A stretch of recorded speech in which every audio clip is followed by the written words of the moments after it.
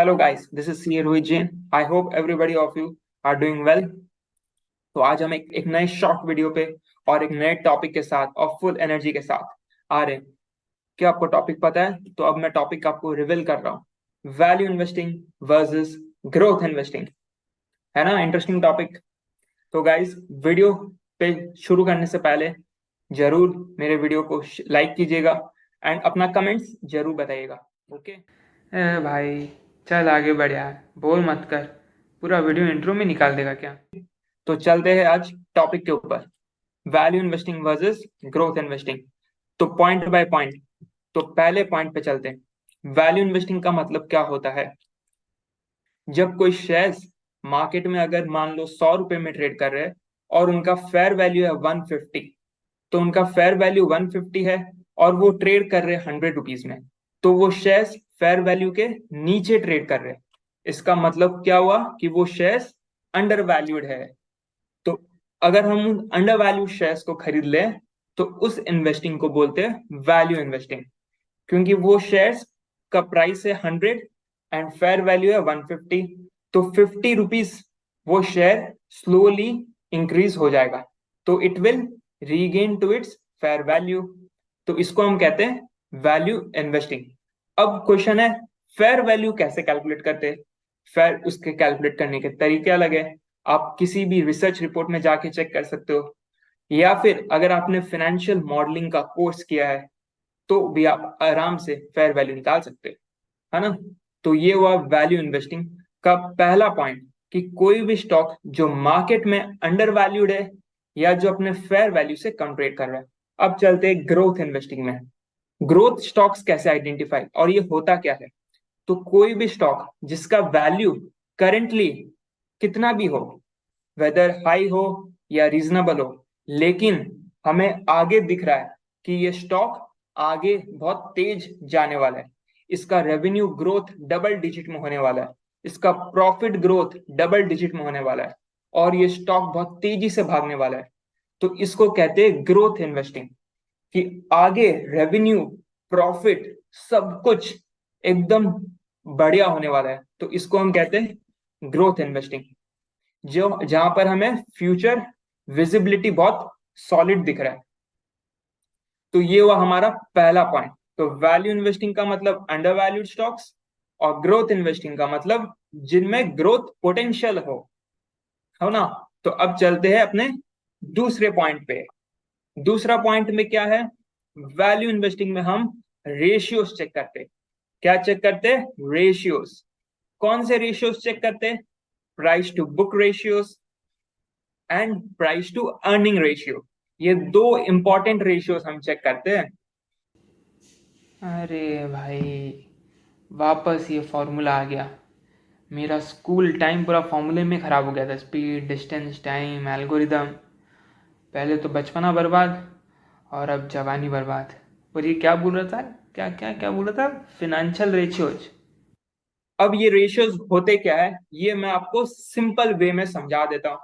अगर आप कहीं से देखोगे तो आपको टाइम लगेगा, मैं आपको 1 मिनट में समझा देता हूँ। तो प्राइस टू अर्निंग्स रेशियो क्या होता है? फॉर एग्जाम्पल, अगर एक कंपनी का अर्निंग 100 रुपया है और वो कंपनी हमसे उस 100 रुपए अर्निंग्स में पार्टिसिपेट करने के लिए 1000 रुपए मांग रही है। कंपनी बोल रही है हमारी अर्निंग 100 है और आप हमें 1000 रुपए दो। तो प्राइस 1000, अर्निंग 100, तो प्राइस टू अर्निंग रेशियो हुआ 10। तो इसका मतलब ये हुआ कि कंपनी का जो अर्निंग्स है उसका 10 टाइम्स हमें प्राइस देना पड़ेगा उस कंपनी में इन्वेस्ट करने के लिए। तो उसे कहते हैं प्राइस टू अर्निंग्स रेशियो। तो कंपनी जितना ज्यादा मांगेगी, इसका मतलब ये हुआ वो स्टॉक ओवर वैल्यूड हो सकता है। ओके। अब एक रेशियो है price to book ratio. Price to book ratio क्या है? कंपनी के अकाउंट्स आपने देखे और आपने पढ़ना शुरू किया, तब आपको पता चला इस शेयर्स के बुक वैल्यू है 100 रुपी, और ये शेयर्स मार्केट में ट्रेड कर रहे हैं 120 में। 120 में ट्रेड कर रहे हैं एंड बुक वैल्यू है 100। तो इन शेयर्स का प्राइस टू बुक रेशियो हुआ 1.2। इसका मतलब ये हुआ कि वो प्राइस टू बुक रेशियो बहुत कम है, ओनली 1.2 है।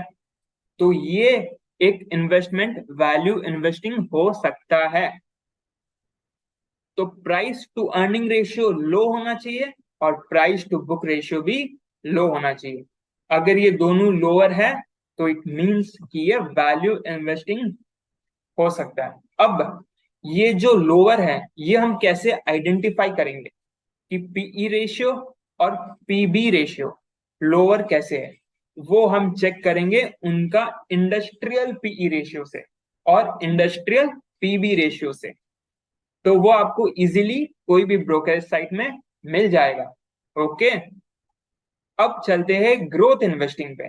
ग्रोथ इन्वेस्टिंग में मैंने आपको बोला कि हम फ्यूचर विजिबिलिटी देख रहे हैं कि आगे का समय पैसा पैसा पैसा होने वाला है। तो क्या रेशियो होना चाहिए? Revenue growth. हमें ये देखना है कि कंपनी का रेवेन्यू ग्रोथ कितना हो सकता है। रेवेन्यू ग्रोथ रेट बोलते हैं उसको। वो हम पास्ट कंपनी का पास्ट परफॉर्मेंस देख के हम फ्यूचर में प्रेडिक्ट कर सकते हैं कि कंपनी का आने वाले टाइम पे रेवेन्यू ग्रोथ कितना हो सकता है ना? मजे की बात, इसमें एक चीज और देखा जाता है, वो है प्रॉफिट ग्रोथ रेट। जब हम ग्रो इन्वेस्टिंग का बात करते हैं तब हम ग्रोथ रेट्स को चेक करते हैं।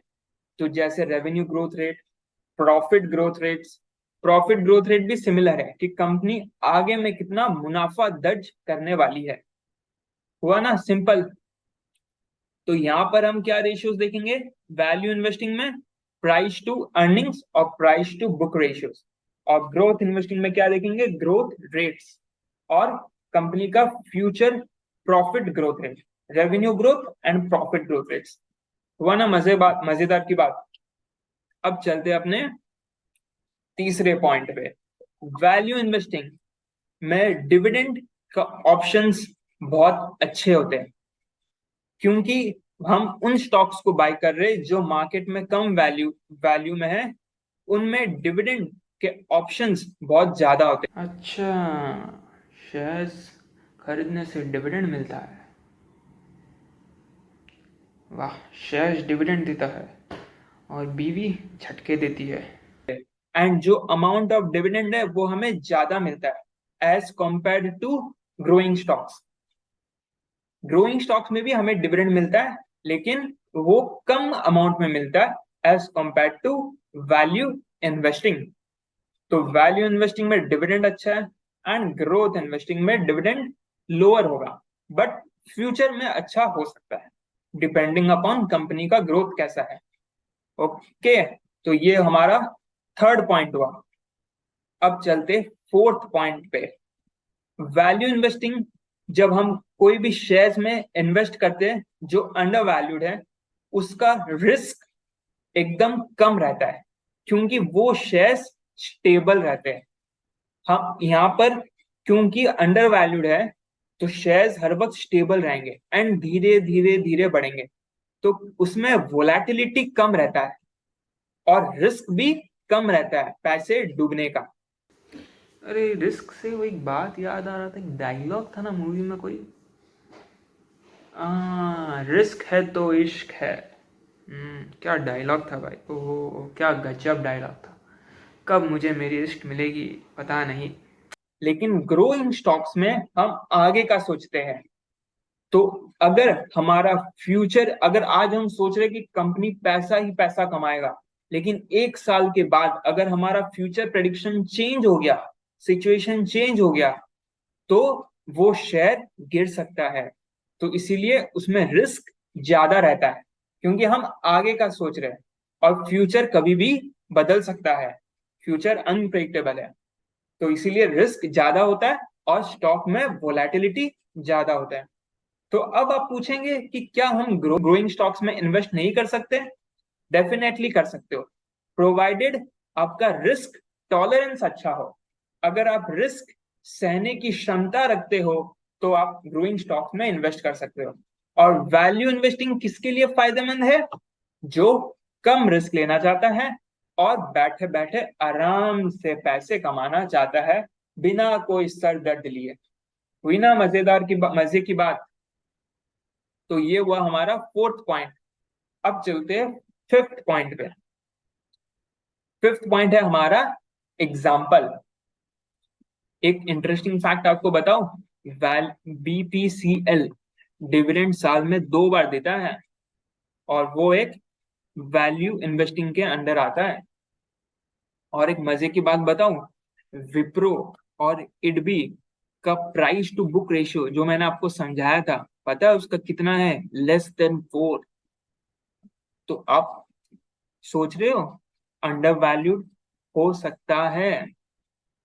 और ग्रोथ इन्वेस्टिंग में आपको मजे की बात बताऊं, L&T इन्फोटेक का लास्ट 5 इयर्स का profit growth rate more than 30% है। और अडानी एंटरप्राइज का ग्रोथ रेट आपको पता है? 46.5% profit growth rate last 5 years का। है ना मजे की बात? तो वो ग्रोइंग स्टॉक्स है।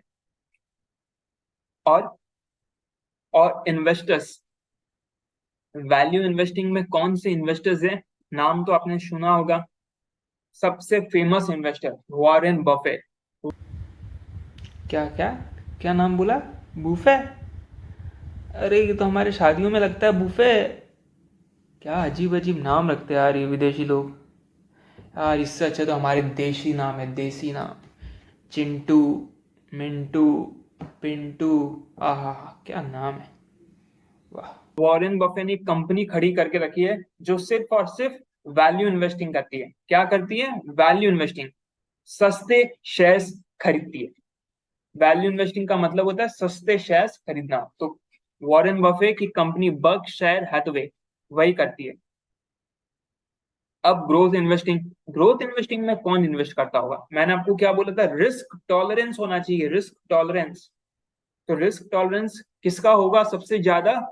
इंस्टीट्यूशंस का, म्यूचुअल फंड्स का, वेंचर कैपिटल का। बहुत सारे वेंचर कैपिटल फंड्स है जो स्टार्टअप्स में, जो नई नई कंपनीज में एंड इन्वेस्ट करते हैं depending on their good growth potential. इनको पता है कि ये कंपनी आगे जाके दौड़ने वाली है, तो इसीलिए इन्वेस्ट करते हैं। तो ग्रोइंग इन तो ये हुआ हमारा ग्रोथ इन्वेस्टिंग और वैल्यू इन्वेस्टिंग। तो सारे पॉइंट्स मैंने आपको बता दिए। सो गाइस, लेकिन ये डिस्क्लेमर देना बहुत जरूरी है, ये वीडियो मैंने सबके लिए एजुकेशनल पर्पस के लिए बनाई है। इन्वेस्टमेंट करने से पहले अपनी एडवाइजर का राय जरूर ले। Okay. So guys, I hope आज का टॉपिक आपको बहुत अच्छा लगा होगा। मैंने एक टू एक पॉइंट आपको बता दिया है, एकदम क्रिस्प एंड क्लियर में। तो जरूर ये वीडियो देखिएगा और अपना फीडबैक जरूर प्रोवाइड कीजिएगा। ओके। सो गाइस, आज के लिए इतना ही। मिलते हैं एक नेक्स्ट अमेजिंग और खतरनाक टॉपिक पे।